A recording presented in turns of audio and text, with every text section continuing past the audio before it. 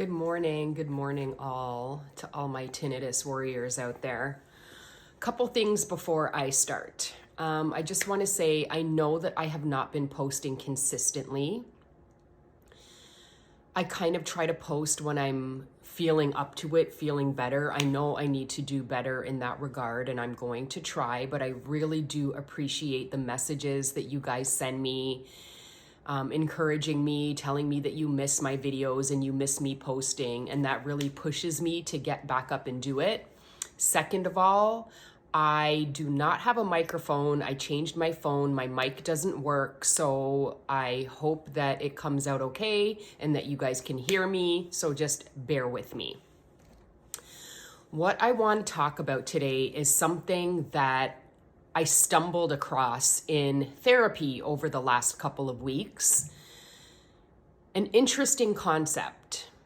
We talked about grief and how tinnitus can cause us to grieve our old lives, grieve everything that happened to us before this started. And I just think it's interesting because I never really thought about that. But part of what makes us so stressed and anxious and upset and frustrated is that we knew what it was before tinnitus. We knew what silence sounded like. We knew what we were taking for granted. And tinnitus has taken that away from us. I guess the idea that we stumbled across is that the grief that I feel for losing my old life, for not being able to hear silence, the frustration of that is potentially holding me back from moving on and moving forward with the tinnitus, and hopefully moving towards without the tinnitus. I mean, I'm still hopeful that it's going to get better and that it's going to eventually be so low that I don't hear it, or that it goes away completely. I still have hope for that. But I never really thought about the idea that I was grieving my old life. And now that I've sat with that for a while, that is completely part of what's happening. I'm so upset. I'm so unhappy because I want what I had before. And at the moment, I can't have it. And not dealing with the grief of that is definitely contributing to how I move forward with tinnitus. I've never really thought about it before, about grief. We grieve all sorts of things. We grieve the loss of people. We grieve the loss of our pets. We grieve a whole bunch of things, but I never thought about grieving the loss of my silence. And that's exactly what I feel like I'm doing. It's a completely valid idea, a valid response to what I feel like tinnitus has taken away from me.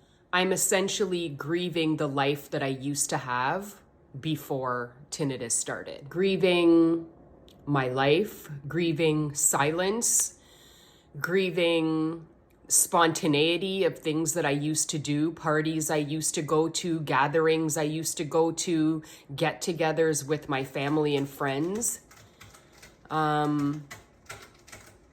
All of the things that I took for granted and desperately want back.